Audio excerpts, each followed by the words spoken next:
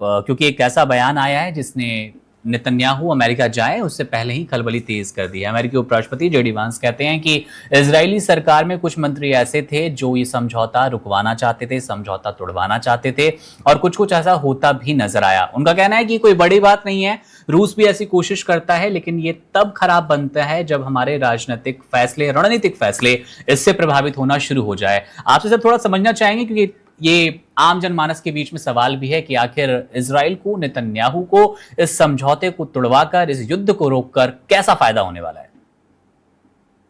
फायदा तो सबसे बड़ा जो इसराइल को हुआ है वो है यूएस के इन्वॉल्वमेंट से। हमें ये पता है कि यूएस अगर इन्वॉल्व नहीं होता तो इतनी बड़े पैमाने की और इतनी जो कहना चाहिए कि जो लड़ाई है वो ईरान और इसराइल के बीच में होती, और इसमें इसराइल के बहुत सारे संसाधन बर्बाद होते हैं। तो उसको एक मजबूत साथी मिला और वो टोटली एक्टिवली इन्वॉल्व है। तो यह तो सबसे बड़ा फायदा था कि इसराइल के लिए। पर बात यह कि इस एक्टिवली इन्वॉल्वमेंट के बाद में यूनाइटेड स्टेट ने क्या फायदा पाया? केवल चंद लोगों का जो प्रॉफिट है वो इंश्योर हुआ। कुछ जो शेयर मार्केट है उसमें हमेशा से 1 ट्रिलियन 2 ट्रिलियन का ऊंचे नीचे कर लिया। उन लोगों ने काफी जबरदस्त मुनाफा कमाया, जिसमें प्रेसिडेंट ट्रंप के संबंधित बहुत सारे उनके रिलेटिव्स, दोस्तों के जो व्यापारिक फायदे थे वो भी शामिल थे। तो केवल कुछ लोगों के फायदे के लिए अगर अमेरिकन टैक्स पेयर्स को इतना बड़े पैमाने पर अगर किया जाएगा तो वो तो डेमोक्रेसी कोई प्री मैच्योर डेमोक्रेसी तो है नहीं। वो डेमोक्रेसी तो मैच्योर डेमोक्रेसी है जहाँ के लोग ये जानते हैं कि पैसा हमारा है, फायदा कौन उठा रहा है। ये अलग बात है कि उस डेमोक्रेटिक सिस्टम में उसको रोकने का कोई तरीका नहीं है, क्योंकि अभी भी सारी ही डेमोक्रेसियां पूरी तरीके से काम नहीं कर रही है, जिसमें यूनाइटेड स्टेट भी शामिल है, और केवल चंद लोगों का जो फायदा है वो एक्चुअल होता है। पर वहां के लोग ये समझ तो रहे हैं। तो जब वो दोबारा जब जाएंगे लोगों के सामने तो जवाब क्या देंगे? और यही कारण है कि वहां ऐसा फेक नेशनलिज्म नहीं है कि पूरी तरीके से वो एकदम पागल हो जाए कि देखिए हमारी जो न्यू इंपीरियलिज्म पॉलिसी जो है वो एकदम बिल्कुल ठीक से है। वहां मागा के लोगों के होने के बावजूद जो अमेरिका को ग्रेट बनाना चाहता है, पर इस कीमत पर ग्रेट नहीं बनाना चाहते हैं कि वहां के केवल चंद लोग फायदा उठाए। फायदा उनको भी दिख रहा है कि क्या हो रहा है। तो यह जो तमाम सारी चीजें हैं मुकुंद साहब, वो इसी नजरिए से हम देखें तो वो ज्यादा बेहतर होगा। तब हमें यूएस की इंटरनल पॉलिटिक्स समझने में भी दिक्कत नहीं आएगा, तब हमें इसराइल की जो दुविधा है वह समझ में आने से हमें प्रॉब्लम नहीं होगी, और उसके बाद में ईरान ऐसा क्यों कर रहा है वह भी हमें समझने में कोई दिक्कत नहीं होगी। इसका कारण यह है कि ईरान की पैदाइश के साथ, मतलब जो खासकर जो प्रेजेंट गवर्नमेंट है 79 ऑनवर्ड्स, उसके पैदाइश के बाद में लगभग ये तय था कि अमेरिका और ईरान एक दिन आमने सामने होने वाले हैं, जिसके लिए ईरान ने काफी लंबी तैयारी भी की थी और आज उसी दोराहे पर है। तो ये पूरी दुनिया जो है इसके लिए जो बारूद है वो पिछले 40 साल में इकट्ठा हो रहा था, और इसकी जो पहली जो चिंगारी है वो इराक युद्ध से शुरू हुई थी। एक खास तरीके की, खासकर भारत को लेकर एक टिप्पणी करना चाहूंगा, खासकर हमारे दर्शकों के समझने के लिए, और हमारी देश की जनता इस चीज को समझे। वो ये है कि यहाँ पे भारत को इस लड़ाई में बहुत बड़ा नुकसान हो रहा है। भारत डायरेक्टली इसमें इन्वॉल्व नहीं है, पर भारत का डेवलपमेंट प्रोसीजर इसकी वजह से रुक रहा है। खाली आज की बात नहीं है मुकुंद साहब, पिछले 30-35 सालों के बाद पहले की बात है। भारत का जो एनर्जी जो सिक्योरिटी है तो उसको United state, specifically United state, तो उसको बहुत बुरी तरीके से प्रभावित कर रहा है। खाड़ी जब देशों में जब इंटरफेरेंस शुरू हुआ था यूनाइटेड स्टेट का, इसका जो शुरुआत हुई थी वो कुवैत के जरिए हुई थी। कुवैत पे सद्दाम हुसैन साहब वो करते हैं कब्जा, उसके बाद में फिर वापस पूरी लड़ाई होती है। उसके बाद में जब इराक का पतन हुआ था उसके बाद से ईरान का नंबर तय था, ये लगभग तय था। इन सब डिस्टर्बेंस के कारण भारत को केवल और केवल वेस्ट की तरफ से केवल बड़े बड़े सपने दिखाए गए। आईएनईसी प्रोजेक्ट भी ऐसा ही सपना है जो कभी पूरा नहीं होने वाला है। चीन के बीआरआई के बरक्स हमें बताया गया कि आप आईएनईसी प्रोजेक्ट को इनिशिएट कीजिए, और उसके बदले में किया क्या? हॉर्मुज को डिस्टर्ब किया, जो उसका पहला जो स्टेप था। वहीं पे भारत का डेवलपमेंट पूरी तरीके से किस पे डिपेंड है? एनर्जी पे। एनर्जी को सबसे पहले डिस्टर्ब किसने किया? भारत की एक बड़ी आबादी कहाँ पर हैं? मिडल ईस्ट में है, लगभग आधी से ज्यादा, जो खासकर प्रवासी आबादी है उसकी बात कर रहा हूँ। तो उसको पूरी तरीके से खतरे में, हम जहाज भर भर के हम यहाँ लोगों को लाते रहे हैं, खाली अलग अलग ऑपरेशंस चला के। हम उनके लिए चाइनीज की तरह कोई बड़ा, कोई नया, कोई ऐसा कोई पॉलिसी नहीं ला पाए कि वो पूरी दुनिया में फैलकर अपने प्रोडक्ट्स बेचें, जिस तरीके से वो अफ्रीका में फैले हुए हैं या लैटिन अमेरिका या तमाम देशों में फैले हुए हैं। तो हम साइलेंटली सफर कर रहे हैं, हमें पता नहीं चल रहा है, क्योंकि हम पे कोई बम्बार्डमेंट नहीं हो रहा है, पर फिर भी नुकसान हमें हो रहा है। और एक तरीके से पूरे एक रीजन को जो गुलाम बनाकर उसको अपने हिसाब से चलाने की जो कोशिश है, वह भी यूनाइटेड स्टेट की तरफ से हो रही है। तो यह सारी चीजें हैं जो मुझे लगता है कि इतिहास के पन्नों में दर्ज होगी, और जब भी कहानी लिखी जाएगी तब ये बताया जाएगा कि भारत का डेवलपमेंट क्यों डिस्टर्ब हुआ था, तब ये बताया जाएगा कि एक पूरा का पूरा रीजन किसी दूसरे रीजन का क्यों गुलाम बन गया था, क्योंकि वहां पे चंद राजाओं का राज था। तो ये तमाम चीजें हैं जो मुझे लगता है कि हिस्ट्री का हिस्सा होगी और हम लोग पढ़ेंगे इसे। बिल्कुल। रचन कुजर सर, 3 जुलाई 2026 वो दिन था जब सुपुर्द खाक की प्रक्रिया शुरू होती है खामने की, और 9 जुलाई तक का वक्त दिया जाता है। ये खुद ट्रंप ने कहा कि हम अच्छे लोग हैं, अमेरिकी अच्छे होते हैं, हमने आपको 1 हफ्ते का वक्त दिया, आप अपने रहबर के अंतिम संस्कार की प्रक्रिया पूरी कीजिए, सुपुर्द खाक की प्रक्रिया पूरी कीजिए। फिर सर अचानक 9 जुलाई को ऐसा क्या हुआ? ट्रंप को हॉर्मुज को लेकर टेंशन क्यों होने लग गई, और कौन से ऐसे कारण थे जिसके बाद से जो लग रहा था समझौता होने जा रहा है, अचानक हमला, सीज फायर खत्म होता है, और लगातार आज हम 16 जुलाई को बैठे हैं, हमले रुक नहीं रहे हैं? देखिए मुकुंद जी, इसको पहली चीज मैं एक एक्चुअली हम लोग ना एक इमोशनल स्टेट में आके हम एक एनालिसिस करते हैं। वो होता है कि जब हम इतनी कंट्रीज, 70 कंट्रीज के रिप्रेजेंटेटिव्स आते हैं ईरान में उसको कंडोलेंस के लिए, इसका ये मतलब नहीं है कि वो ईरान के साथी है।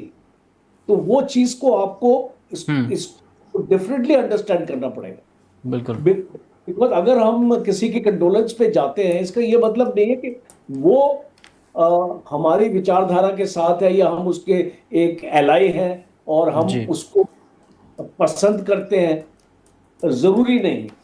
तो ये चीज आपको दो इसको सेपरेट दायरे में रखनी पड़ेगी। आप इन दोनों को आप इसको डिडक्शन नहीं लेके जा सकते कि इसको ईरान को बहुत सपोर्ट मिली। वो जैसा देखिए, यूनाइटेड स्टेट्स ने पहले वार किया और एक अनप्रोवोक्ड वार था वो, बिकॉज इसको ईरान ने ऐसा कोई काम नहीं किया कि जिसकी वजह से उसके ऊपर हमला होना था, उसकी वजह से ईरान को सिंपैथी मिली। और जो ईरान कर रहा है पिछले 30 साल से इसको मिडिल ईस्ट में, वेस्ट एशिया में, उसमें तो कोई सिंपैथी नहीं है जी। मुझे एक देश बता दीजिए जो मिडिल ईस्ट में है जो ईरान के साथ है। ये इस लड़ाई से पहले की बात कर रहा हूं। जो आपकी OIC कंट्रीज है उसमें भी विवाद रहा है, इसको ईरान को वहां पे भी एक्सेप्ट नहीं किया एज ए लीडर। और जो आपकी GCC कंट्रीज है वहां पर भी बहुत कंट्रीज का रिजर्वेशन रहा ईरान के साथ। एंड मैक्सिमम गल्फ की कंट्रीज आर विद अमेरिका, और जो कंट्री अमेरिका के साथ है तो वो ईरान के साथ कैसे हो सकती है? तो ये सारी इसकी बेसिक अंडरस्टैंडिंग आपको लेनी पड़ेगी दैट ईरान जो आज जिस तरीके से हम टीवी चैनल्स में भी ईरान की बहुत तारीफ करते हैं और उसको बताया जाता है, तो कि जो ईरान ने इसको US जैसे देश को रोक लिया, इस टाइप का कर लिया। देखिए क्लासिकल सेंस में मैं आपको बताऊं, कोई भी देश की फौज को एक विक्ट्री तब उसको मिलती है जब वो उस देश के अंदर घुसती है। एक एट्रिशन वॉर से आप एक विनर या इसको लूजर का आकलन इसको नहीं कर सकते हैं। तो इसीलिए इसको मेरा ये एनालिसिस है कि इस लड़ाई में देयर नो विनर्स। अच्छा, अब आपका सवाल जो है वो बहुत इंपॉर्टेंट है, इसकी वजह क्या थी? देखिए, आप ये जब MOU हुआ तो वो एमओयू के सर्कमस्टांसेस उस टाइम पे ऐसे थे कि डोनाल्ड ट्रंप के ऊपर बहुत प्रेशर था, नेटो उसके साथ था नहीं, और डोनाल्ड ट्रंप को ये लड़ाई अपना अकेले लड़नी थी, और इजराइल इसको लेबनान में एंगेज हो चुका था, और डोनाल्ड ट्रंप डेस्परेट थे, लोकल पॉलिटिक्स भी थी उसकी, डोमेस्टिक कंपल्शंस भी थी, कांग्रेस का भी उसके ऊपर प्रेशर था, उसका बजट पास नहीं हो रहा था इस लड़ाई का, और उसने अपने रेवेन्यू बजट से खर्चा किया, अभी जो भी जो खर्चा किया इस लड़ाई में। तो एक प्रेशर था उस एमओयू को साइन करने के लिए, और डोनाल्ड ट्रंप ने वो एमओयू साइन किया। अब एमओयू के बाद इजराइल और यूएस के बीच में दरार आ गई, और इस खास तौर पे जेडी वैंस की स्टेटमेंट तो आपने सुनी ली है। तो दरार अब ये आ गई कि इजराइल ने एक्सेप्ट नहीं किया इस एमओयू, तो उसके बाद अमेरिका के ऊपर प्रेशर पड़ गया, और अब इसको ईरान इसको इंसिस्ट करने लग गया कि लेबनान की लड़ाई रोको, बिकॉज वो एक एमओयू का हिस्सा था। तो वो लेबनान की लड़ाई को रोकने के लिए इसको इजराइल आपका तैयार नहीं था। इसका मतलब कि वो एमओयू जिस तरीके से बना था वो ईरान के फेवर में बना था जी। आप डोनाल्ड ट्रंप को ये रियलाइजेशन आने लगी कि इसको मैं तो पूरा फंस गया हूं यहां पे एमओयू साइन करके, और वो एक मौके की तलाश में था कि इस एमओयू से मैं कैसे निकलूं, और उसको दो मौके मिले, या दो एक्चुअली मेजर इवेंट्स हुए उस टाइम पे। पहला इवेंट हुआ कि ये 3 शिप्स के ऊपर अटैक हुआ। अब इसको मुझे बताइए, गल्फ में और हम सब ये प्रोग्राम एक्चुअली कवर कर रहे हैं, कितनी शिप्स के ऊपर अटैक हो चुका अभी तक? क्या वो सीज फायर रुका, या इस सीज फायर को तोड़ा गया? नहीं तोड़ा गया जी।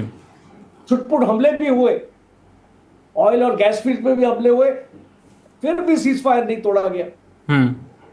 तो ये 3 शिप्स में क्या चीज थी कि ये मामला इतना बड़ा हो गया अमेरिका के लिए कि अमेरिका ने अपना जो है उस एमओयू को रद्द कर दिया। तो पहली चीज ये थी कि भाई ये 3 शिप्स के ऊपर जो एक्शन हुआ वो उससे अमेरिका को मौका मिला एमओयू को बाहर निकलने के लिए, और फिर डोनाल्ड ट्रंप को ताकत मिली नेटो की, बिकॉज जो अंकारा में मीटिंग हुई वो भी एक लैंडमार्क मीटिंग थी डोनाल्ड ट्रंप के लिए, बिकॉज अभी तक नेटो डोनाल्ड ट्रंप का साथ नहीं दे रहा था, और अब उसने देखा कि भाई अब अगर मैं ये लड़ाई को अगर मैं इसको लंबा खींचूंगा तो मुझे नेटो की जरूरत पड़ेगी, बिकॉज मैं अपने बलबूते पे इतना पैसा नहीं खर्च कर सकता इस लड़ाई के। तो अब उसको एक अश्योरेंस मिला नेटो से, और एक स्टेटमेंट भी आई नेटो के सेक्रेटरी जनरल की कि 5,000 हवाई जहाज हम आपको दे सकते हैं इस लड़ाई को करने के लिए। तो जब इस टाइप का सपोर्ट उसको मिलने लग गया उसको नेटो से, तो वो और जो एक डिसीजन जो उसको लेना था इस लड़ाई को लंबा खींचने के लिए, बिकॉज ये रोक सकता था कि आपने 3 शिप्स के ऊपर वार किया और मैंने वार कर दिया आपके 5 टारगेट्स पे, और अभी टिट फॉर टैट हो गया, मामला खत्म हो गया। पर ये नहीं हुआ, टिट फॉर टैट नहीं हुआ, बिकॉज अब डोनाल्ड ट्रंप ने डिसाइड कर लिया कि अब ये इस एमओयू को, बिकॉज वो इसको समझ गया था कि ये जो एमओयू है 8 दिन के बाद ईरान इसके हॉर्मोज के ऊपर कंट्रोल कर लिया। मुझे एक चीज बताइए, मैं एक लास्ट चीज आपके सामने रखता हूं।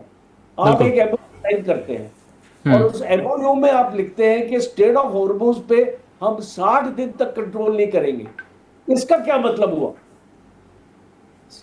इसका यह मतलब हुआ कि आपने उसको क्वालिफाई कर दिया। आपको वो 60 दिन नहीं लिखने चाहिए, आपको ये लिखना चाहिए था कि स्टेट ऑफ हॉर्मोज के ऊपर ईरान का कोई कंट्रोल नहीं रहे, और आपने 60 दिन लिखे उस पर।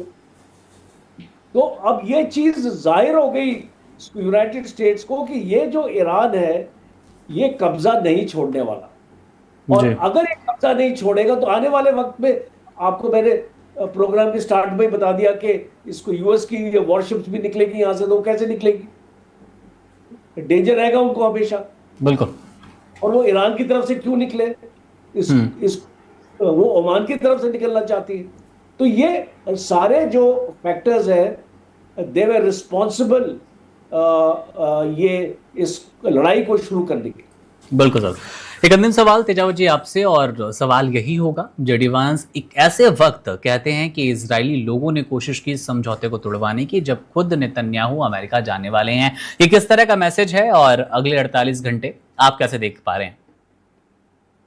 मुझे लगता है कि ठीकरा एक दूसरे पर फोड़ने की जो कोशिश होनी चाहिए वही दिख रही है, क्योंकि जेडी वेंस चाहे कितने भी दबाव में काम करें या चाहे कितना भी प्रेसिडेंट ट्रंप के सामने अपने आप को कई बार असहज महसूस करें, जब प्रेसिडेंट ट्रंप उनको अपने माथ हथ कहते हुए कहते हैं कि सारा श्रेय मेरा और सारा अपमान है वो जेडी वेंस का, तो इस तरीके की चीजों के बावजूद भी आखिर में जाना उनको अमेरिकन लोगों के सामने ही है, क्योंकि जो पूरी प्रक्रिया है सत्ता को पाने की वो दरअसल वोट से जाती है, प्रजातंत्र के जरिए सब जाती है। तो ऐसे में वहां के लोगों को ये बताने के लिए कि इसमें अमेरिका का कोई कसूर नहीं है, कसूर है तो वो इजराइल का है, इजराइल के लोगों का है, हम इससे अलग है। तो जो वाइस प्रेसिडेंट वेंस का जो स्टेटमेंट है, मुझे लगता है कि इसी संदर्भ में देखना चाहिए। मुकुंद साहब।